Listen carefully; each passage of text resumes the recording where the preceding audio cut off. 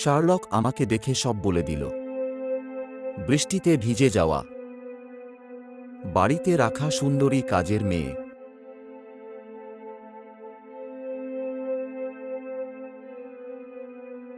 জুতোর ভিতর 6টা দাগ, স্টেথোস্কোপের জন্য কালো হয়ে যাওয়া সিলভার নাইট্রেট, প্রত্যেকটা ছোট ডিটেল।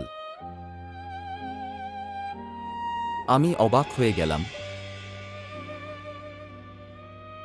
সে শুধু দেখে কি করে সব জানল? আমি খুশি ও ধাক্কার অদ্ভুত মিশ্রণ অনুভব করলাম। শার্লক এখনও সেই জিনিয়াস ছিল, কিন্তু আসল ধাক্কা এখনও বাকি ছিল।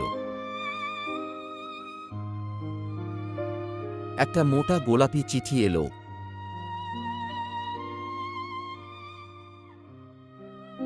যাতে নাম নেই, তারিখ নেই, জায়গা নেই।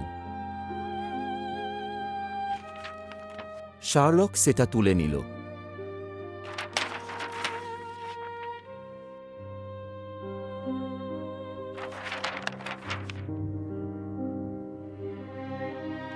সে বলল,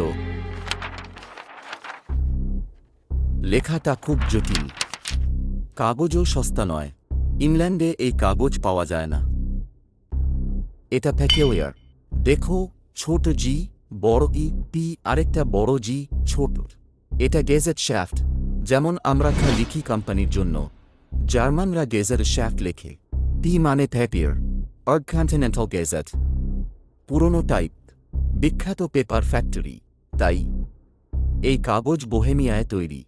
বোহেমিয়ায় এমন সুন্দর চিঠি লেখা জার্মান নিজে আমাকে দেখতে চায়। তার আসল উদ্দেশ্য কি? আমার হৃদয় কৌতূহলে ধড়ফড় করছিল। প্রিয় বন্ধুরা, আশা করি তোমরা সবাই ভালো আছো। যদি এই গল্পটি তোমাদের ভালো লাগে, তবে অবশ্যই লাইক, শেয়ার এবং কমেন্ট করো। এবং এরপর কি হলো তা জানতে চাইলে অনুগ্রহ করে ফলো এবং সাবস্ক্রাইব করো। তোমাদের সমর্থনের জন্য ধন্যবাদ। নিজেদের যত্ন নিও।